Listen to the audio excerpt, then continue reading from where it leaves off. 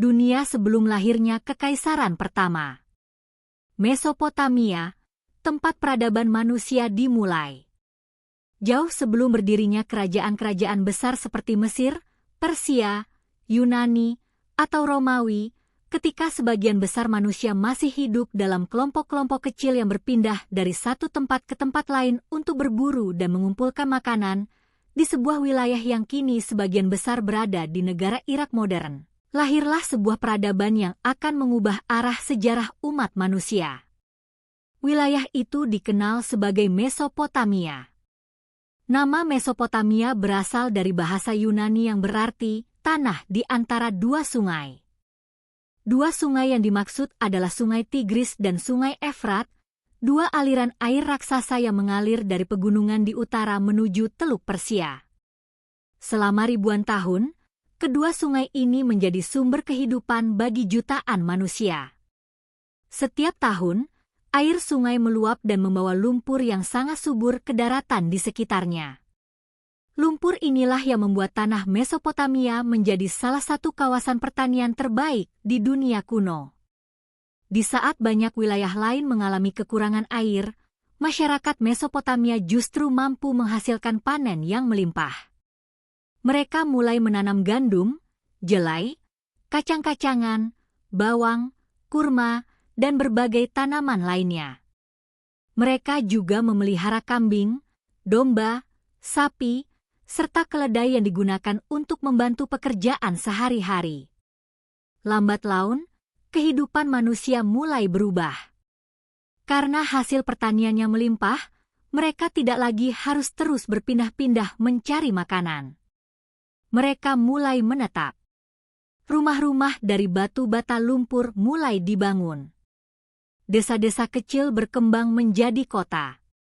Dan dari kota-kota inilah lahir salah satu babak paling penting dalam sejarah peradaban manusia. Sekitar 5.000 tahun yang lalu, wilayah Mesopotamia telah dipenuhi oleh kota-kota besar yang ramai.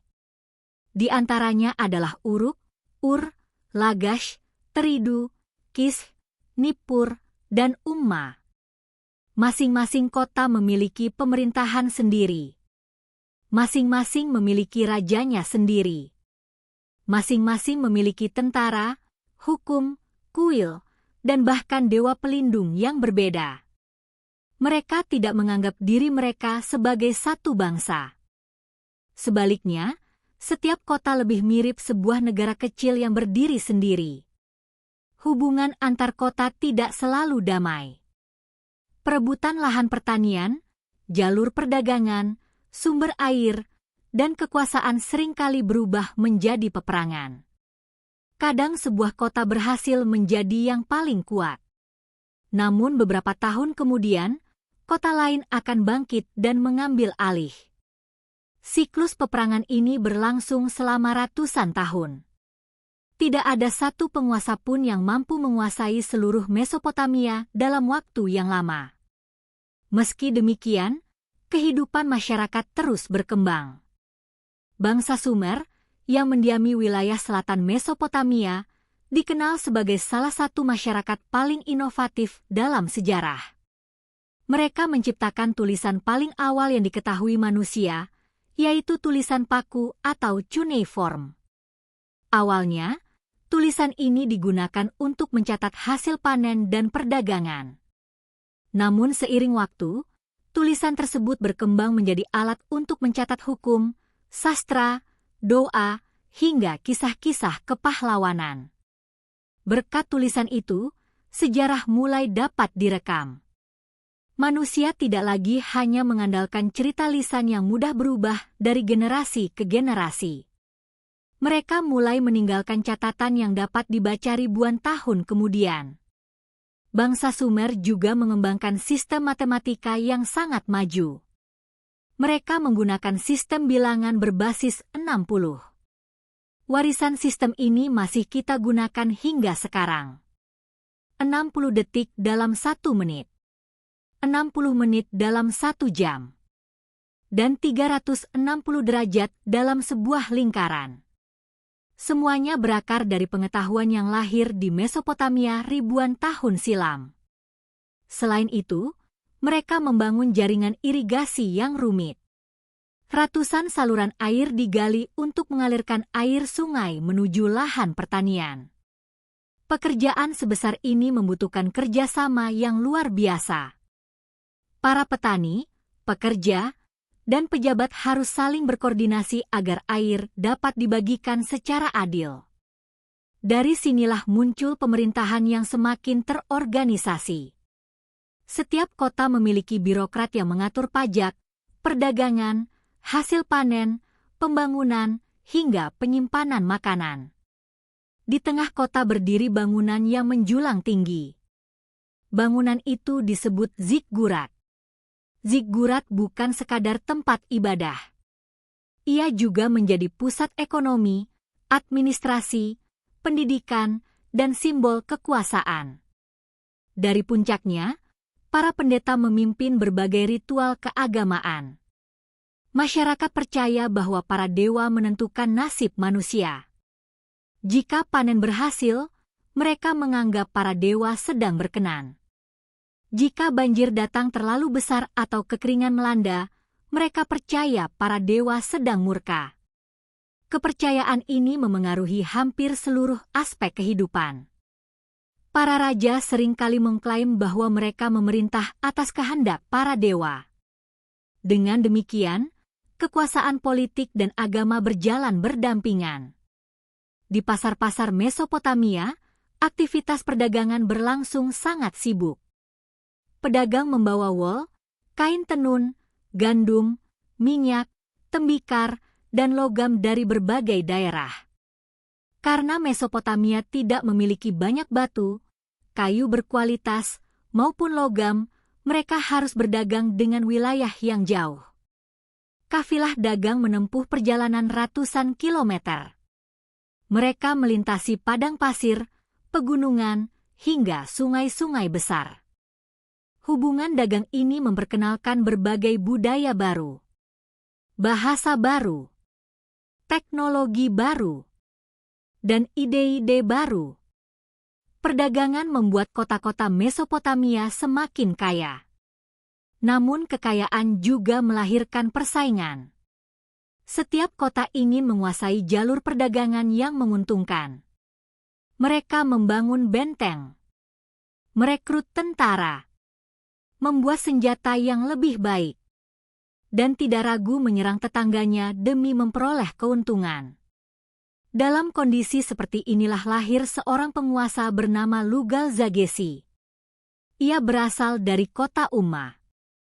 Dengan kemampuan militernya, Lugal-Zagesi berhasil menaklukkan banyak kota di Sumer. Untuk pertama kalinya, sebagian besar wilayah selatan Mesopotamia berada di bawah satu penguasa. Banyak orang saat itu percaya bahwa akhirnya perdamaian akan tercipta. Namun mereka tidak mengetahui bahwa dari wilayah utara sedang bangkit seorang pria yang jauh lebih ambisius. Seorang pria yang kelak tidak hanya menaklukkan kota-kota Sumer. Ia akan menciptakan sesuatu yang belum pernah ada sebelumnya. Bukan sekadar kerajaan, melainkan sebuah kekaisaran. Pria itu bernama Sargon. Namanya belum dikenal luas.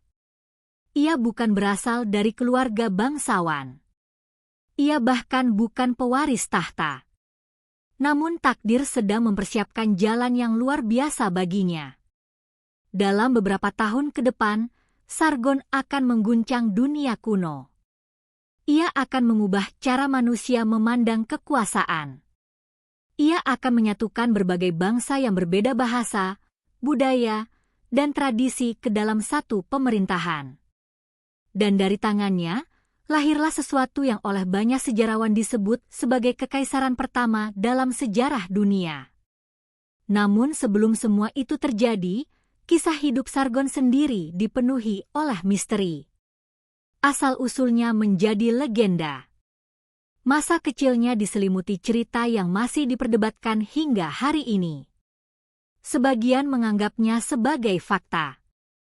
Sebagian lagi percaya bahwa itu hanyalah mitos yang sengaja diciptakan untuk memperkuat legitimasi seorang penguasa. Apapun kebenarannya, Kisah Sargon adalah salah satu cerita paling menarik dalam sejarah peradaban manusia. Dan semuanya akan dimulai dari seorang bayi yang, menurut legenda, dihanyutkan di atas sungai dalam sebuah keranjang kecil. Misteri kelahiran Sargon dan jalan menuju tahta. Dari anak yang terlupakan menjadi pendiri kekaisaran pertama di dunia. Di balik setiap tokoh besar dalam sejarah, seringkali terdapat kisah masa kecil yang dipenuhi misteri. Begitu pula dengan Sargon dari Akkadia. Berbeda dengan banyak raja lain yang lahir di dalam istana megah sebagai pewaris tahta, asal-usul Sargon justru diselimuti legenda yang hingga kini masih menjadi perdebatan para sejarawan. Kisah tentang dirinya diketahui dari sebuah prasasti yang dibuat berabad-abad setelah ia wafat. Dalam prasasti itu, Sargon menceritakan bahwa ibunya adalah seorang pendeta wanita. Pada masa itu, pendeta tertentu tidak diperbolehkan memiliki anak.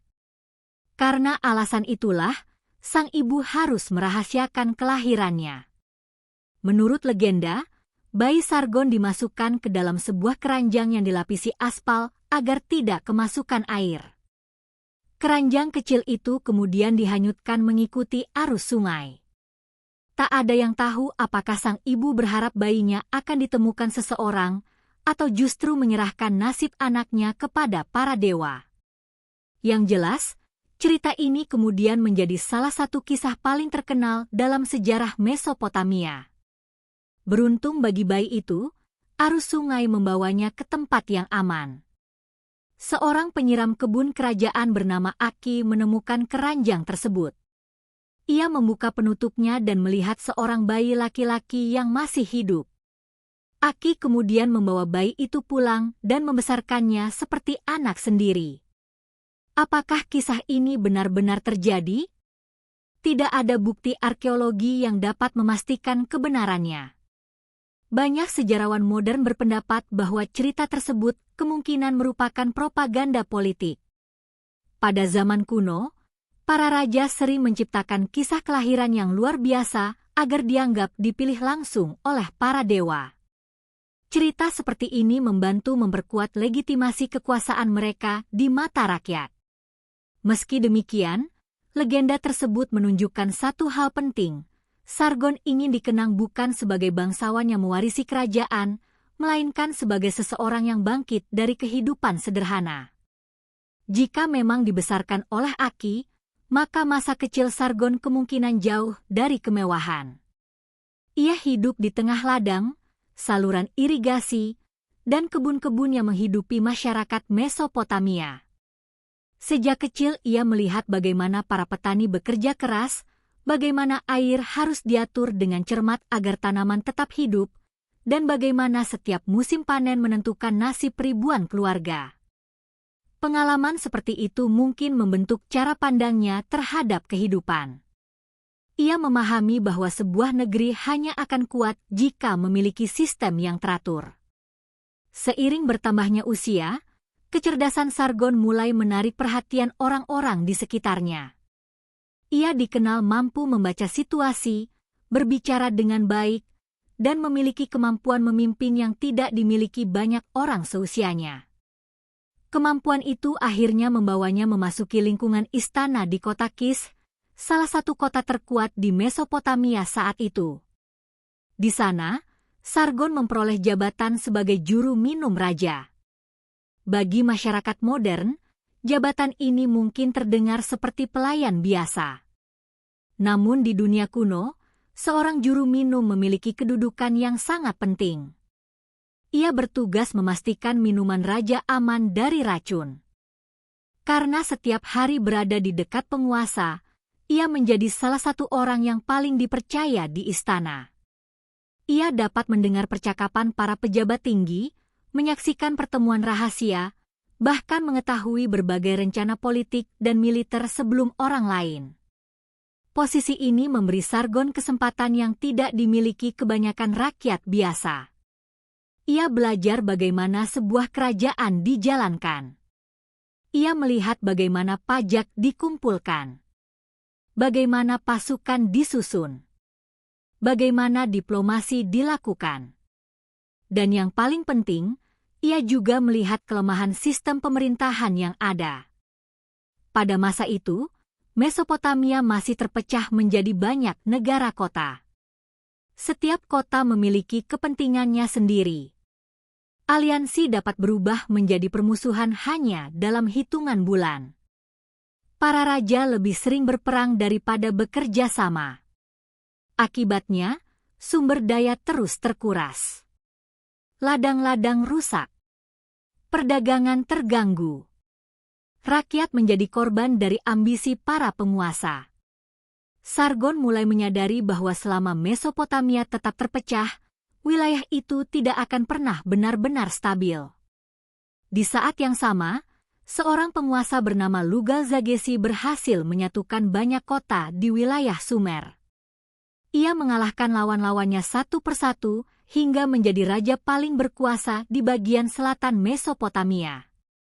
Keberhasilan Lugal-Zagesi membuat banyak orang mengira bahwa tidak akan ada lagi tokoh yang mampu menyainginya. Namun mereka tidak mengenal Sargon. Selama bertahun-tahun, ia mengamati, belajar, dan mempersiapkan diri.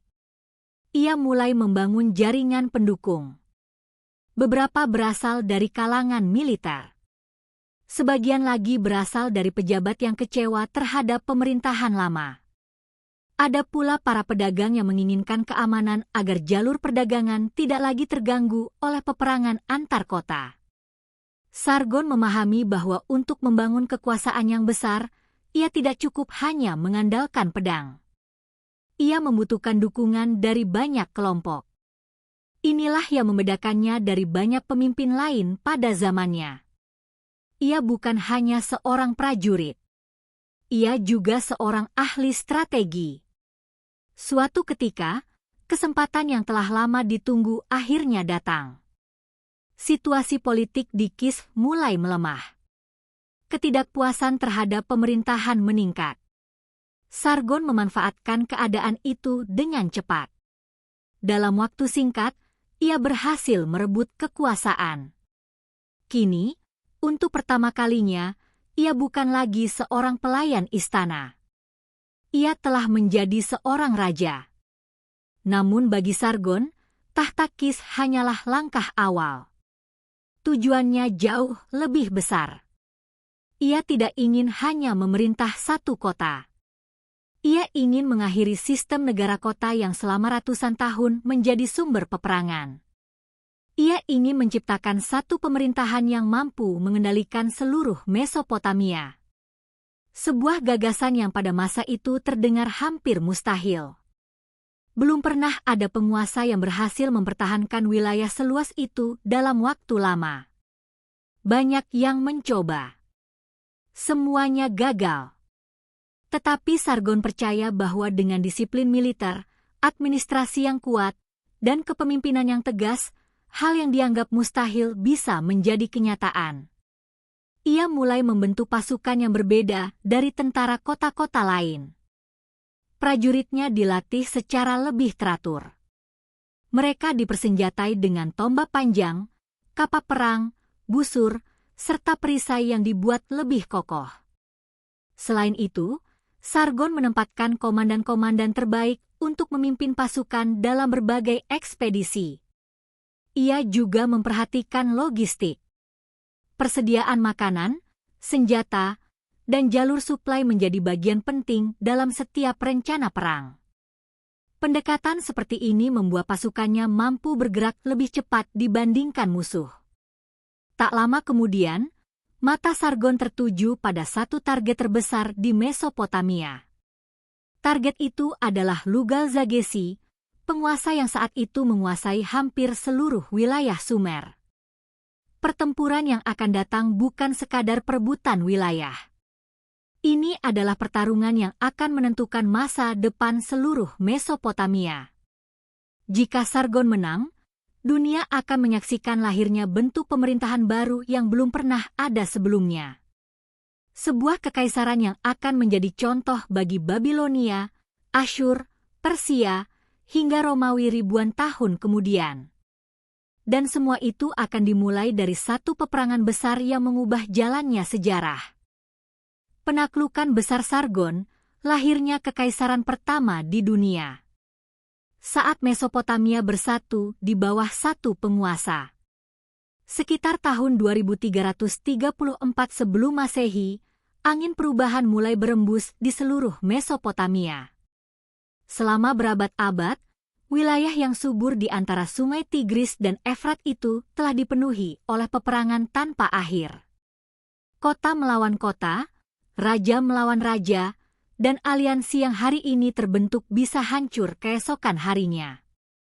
Di tengah kekacauan itu, Sargon telah berhasil mengambil alih kekuasaan di Kish. Namun ia tahu, menjadi raja satu kota tidak akan mengubah keadaan. Selama kota-kota lain masih berdiri sebagai negara yang saling bermusuhan, perdamaian tidak akan pernah bertahan lama. Karena itulah ia mengambil keputusan yang sangat berani. Ia akan menaklukkan seluruh Mesopotamia. Keputusan itu terdengar seperti kegilaan. Belum pernah ada seorang penguasa yang berhasil mempertahankan kekuasaan atas wilayah seluas itu.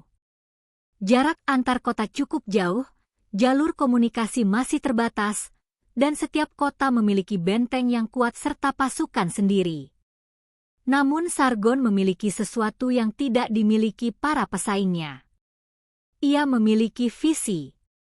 Ia percaya bahwa satu pemerintahan yang kuat jauh lebih baik daripada puluhan kerajaan kecil yang terus berperang. Untuk mewujudkan visinya, ia mulai membangun pasukan profesional. Berbeda dengan banyak tentara pada masa itu yang hanya dipanggil ketika perang terjadi, pasukan Sargon dilatih secara terus-menerus. Mereka menjadi prajurit penuh waktu yang siap bergerak kapan saja. Latihan dilakukan setiap hari. Mereka belajar menjaga formasi, bergerak serempak, menggunakan tombak panjang, kapak perang, belati, dan busur panah dengan disiplin tinggi. Sargon juga menunjuk para komandan berdasarkan kemampuan, bukan semata-mata karena keturunan bangsawan. Kebijakan ini membuat banyak prajurit termotivasi untuk menunjukkan kemampuan terbaik mereka. Selain kekuatan militer, ia memahami pentingnya logistik. Setiap ekspedisi dipersiapkan dengan cermat. Persediaan makanan dibawa dalam jumlah besar. Air disimpan untuk perjalanan panjang. Keledai digunakan untuk mengangkut senjata, perbekalan, dan perlengkapan lainnya.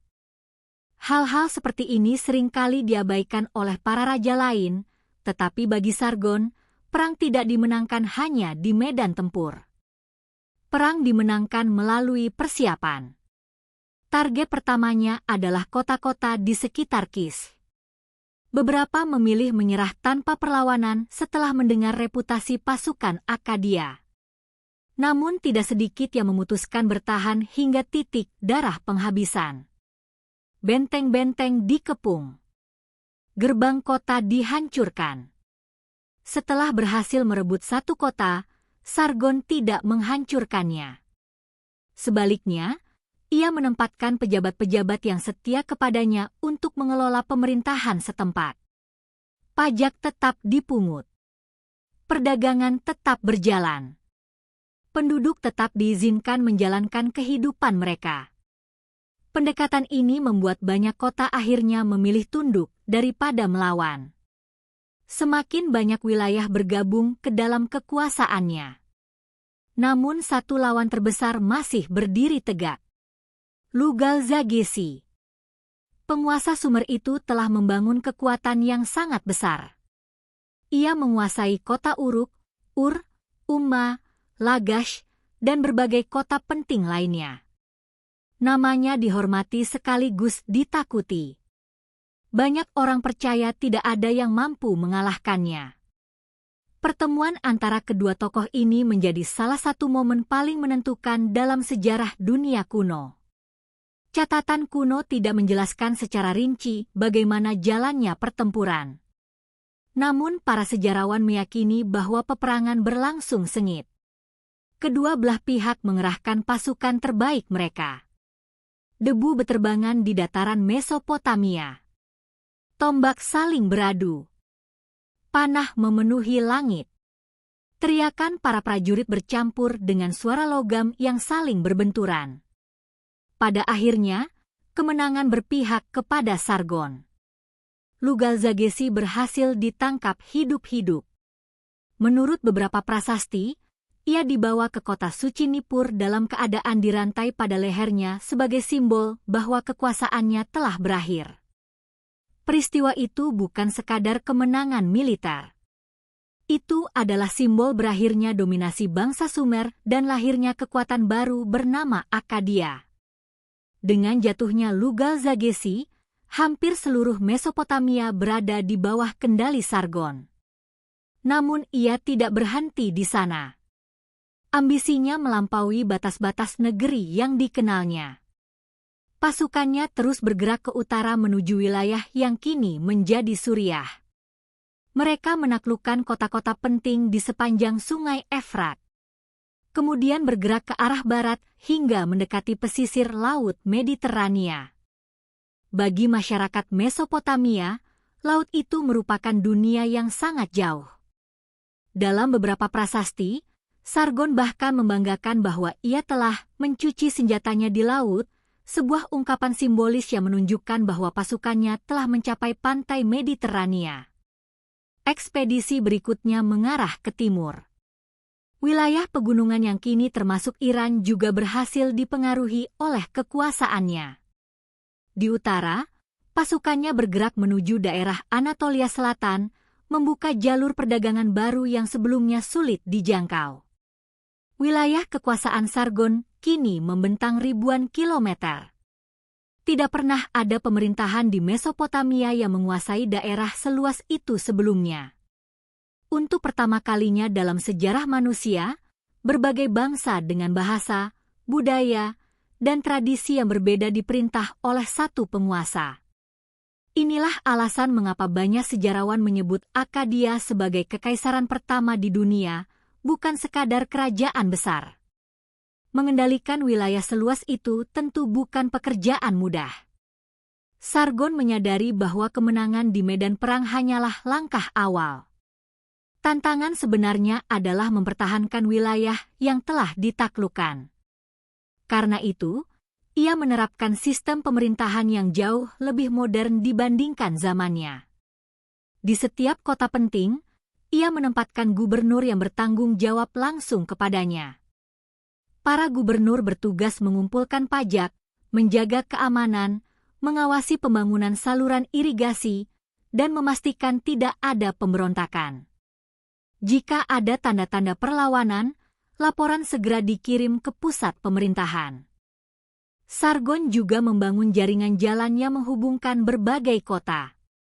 Meskipun masih sederhana, jalur-jalur ini memungkinkan pasukan bergerak lebih cepat ketika terjadi ancaman. Kurir kerajaan dapat menyampaikan pesan dari satu wilayah ke wilayah lain dalam waktu yang jauh lebih singkat dibandingkan sebelumnya.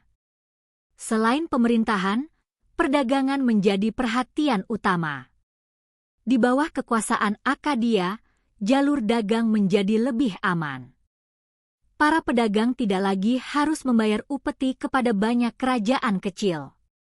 Mereka cukup mengikuti aturan dari satu pemerintahan. Akibatnya, perdagangan berkembang pesat. Kayu cedar dari Lebanon, perak dari Anatolia, batu mulia dari Afghanistan, tembaga dari Oman. Semuanya mengalir menuju pusat kekaisaran. Kemakmuran pun meningkat. Sargon kemudian membangun ibu kota baru yang diberi nama Akkad atau Agade. Kota ini menjadi pusat pemerintahan, militer, perdagangan, dan kebudayaan. Sayangnya, hingga hari ini para arkeolog masih belum berhasil menemukan lokasi pasti kota tersebut. Berbagai ekspedisi telah dilakukan selama puluhan tahun. Namun ibu kota kekaisaran pertama di dunia itu seolah lenyap ditelan waktu. Meski kotanya masih menjadi misteri, pengaruh Akkad dapat ditemukan melalui ribuan prasasti, segel silinder, dan artefak yang tersebar di seluruh Mesopotamia. Nama Sargon bahkan dikenal hingga ratusan tahun setelah kematiannya. Para raja yang hidup berabad-abad kemudian sering menyebut dirinya sebagai Sargon baru untuk menunjukkan bahwa mereka ingin meneladani kebesarannya. Tidak banyak penguasa yang mampu meninggalkan warisan sebesar itu. Dalam waktu yang relatif singkat, Sargon berhasil melakukan sesuatu yang belum pernah dicapai siapapun sebelumnya. Ia mengubah kumpulan negara kota yang saling bermusuhan menjadi satu kekaisaran yang terorganisasi. Ia membuktikan bahwa sebuah wilayah yang sangat luas dapat diperintah oleh satu pemerintahan pusat. Dan tanpa disadari, ia sedang menciptakan cetak biru yang kelak akan diikuti oleh Babilonia, Asyur, Persia, Alexander Agung, hingga Kekaisaran Romawi.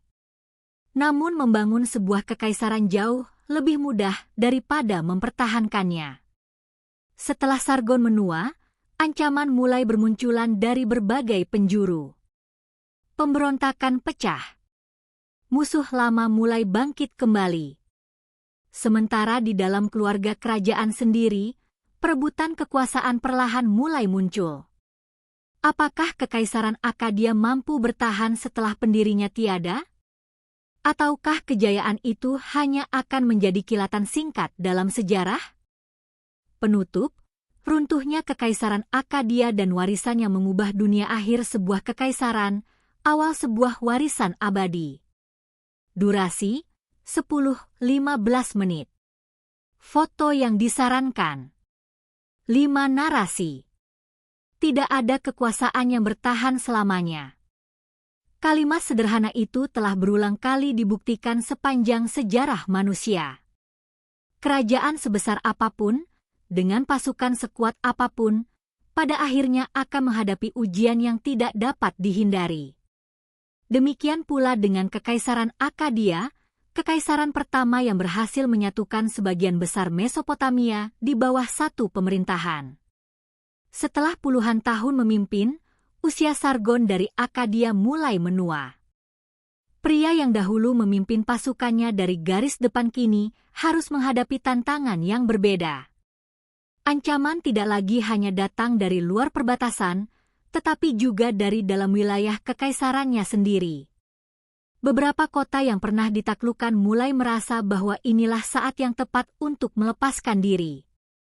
Mereka berharap, ketika pendiri kekaisaran sudah tidak lagi sekuat dahulu, mereka dapat kembali menjadi negara kota yang merdeka. Prasasti-prasasti kuno menyebutkan bahwa pada masa-masa akhir pemerintahannya, berbagai pemberontakan muncul hampir bersamaan. Namun pengalaman panjang Sargon sebagai pemimpin membuatnya mampu memadamkan sebagian besar perlawanan itu. Meski berhasil mempertahankan kekuasaannya, tanda-tanda bahwa kekaisaran mulai rapuh sudah terlihat. Ketika Sargon akhirnya wafat, sebuah pertanyaan besar muncul. Siapa yang mampu menggantikan seorang pendiri kekaisaran? Tahta kemudian diwariskan kepada putranya, Remus, dan setelah itu kepada Manishtushu. Keduanya berusaha mempertahankan wilayah yang telah dibangun oleh ayah mereka. Namun tugas itu jauh lebih sulit daripada saat menaklukkannya. Di berbagai penjuru Mesopotamia, pemberontakan kembali terjadi. Beberapa kota mencoba memisahkan diri, sementara musuh-musuh lama mulai melihat peluang untuk menyerang. Meski demikian, keluarga Sargon belum kehilangan pengaruhnya. Beberapa dekade kemudian, seorang cucu Sargon naik tahta. Namanya adalah Naram-Sin, salah satu penguasa paling terkenal dalam sejarah Mesopotamia. Di bawah pemerintahannya, Kekaisaran Akkadia kembali mencapai puncak kejayaan. Wilayah kekuasaan diperluas. Pemberontakan berhasil dipadamkan. Perdagangan kembali berkembang. Nama Akkadia sekali lagi disegani oleh kerajaan-kerajaan di sekitarnya. Naram-Sin bahkan mengambil langkah yang belum pernah dilakukan oleh para pendahulunya. Ia menyatakan dirinya sebagai dewa yang hidup. Dalam sebuah prasasti terkenal yang kini dikenal sebagai Prasasti Kemenangan Naram-Sin, ia digambarkan mengenakan mahkota bertanduk, simbol yang selama ini hanya digunakan untuk para dewa dalam kepercayaan Mesopotamia. Bagi sebagian rakyat, tindakan itu menunjukkan kebesaran seorang raja. Namun bagi yang lain, hal itu dianggap sebagai bentuk kesombongan. Tidak ada yang mengetahui apakah keputusan tersebut memiliki hubungan langsung dengan peristiwa-peristiwa yang terjadi setelahnya. Namun perlahan-lahan, keadaan mulai berubah. Alam yang selama ini memberikan kehidupan kepada Mesopotamia mulai menunjukkan sisi yang berbeda. Hujan menjadi semakin jarang. Air sungai tidak lagi melimpah seperti sebelumnya. Ladang-ladang yang dahulu menghasilkan panen besar mulai mengering. Penelitian modern menunjukkan bahwa sekitar akhir masa Akkadia terjadi perubahan iklim yang cukup besar di kawasan Timur Tengah. Kekeringan berkepanjangan menyebabkan hasil pertanian menurun drastis. Persediaan makanan mulai berkurang. Kelaparan melanda beberapa wilayah. Ketika makanan semakin sedikit, ketidakpuasan rakyat pun meningkat. Di saat yang sama, ancaman dari luar semakin besar. Dari wilayah pegunungan di sebelah timur dan utara datang suku-suku yang dikenal sebagai bangsa Guti. Mereka bukan kerajaan besar. Mereka bukan pula bangsa dengan kota-kota megah. Namun mereka adalah para pejuang tangguh yang terbiasa hidup di daerah pegunungan. Melihat Akkadia yang mulai melemah, bangsa Guti melancarkan serangan demi serangan. Benteng-benteng perbatasan mulai jatuh. Jalur perdagangan terganggu. Komunikasi antar wilayah menjadi semakin sulit. Pemerintah pusat kehilangan kendali atas daerah-daerah yang jauh. Satu demi satu kota mulai melepaskan diri. Pasukan kekaisaran yang dahulu selalu menang kini harus bertempur di banyak tempat sekaligus. Tidak ada lagi satu kekuatan besar yang mampu menjaga seluruh wilayah. Sekitar tahun 2154 sebelum Masehi, Kekaisaran Akkadia akhirnya runtuh. Kekaisaran pertama di dunia yang pernah mengubah wajah Mesopotamia kini tinggal menjadi bagian dari sejarah. Namun, benarkah semuanya telah berakhir? Jawabannya adalah tidak. Walaupun kekaisarannya runtuh, gagasan yang diciptakan Sargon tidak pernah benar-benar hilang. Konsep tentang satu pemerintahan yang menguasai wilayah luas terus diwarisi oleh generasi-generasi berikutnya. Bangsa Babilonia mempelajarinya. Bangsa Asyur mengembangkannya. Kekaisaran Persia menyempurnakannya. Bahkan berabad-abad kemudian, ketika Alexander Agung membangun wilayah kekuasaannya yang membentang dari Yunani hingga India, banyak sejarawan melihat jejak konsep yang pertama kali diperkenalkan oleh Akkadia. Warisan Akkadia tidak hanya terlihat dalam sistem pemerintahan. Bahasa Akkadia selama berabad-abad menjadi bahasa diplomasi dan administrasi di timur dekat kuno. Ribuan lempengan tanah liat yang ditemukan para arkeolog memperlihatkan bagaimana masyarakat Akkadia mencatat perdagangan, hukum, surat menyurat, hingga kehidupan sehari-hari dengan sangat rinci. Berkat catatan-catatan itulah, kita masih dapat mengenal dunia mereka lebih dari 4.000 tahun kemudian. Yang paling menarik, ibu kota Akkad sendiri hingga kini masih menjadi misteri. Para arkeolog telah melakukan berbagai penelitian dan penggalian. Namun lokasi pasti kota yang pernah menjadi pusat kekaisaran pertama di dunia itu belum berhasil ditemukan. Seolah-olah kota tersebut menghilang bersama berlalunya waktu. Misteri inilah yang terus menarik perhatian para peneliti hingga hari ini. Mungkin suatu saat nanti, penggalian baru akan mengungkap di mana sebenarnya kota Akkad berdiri.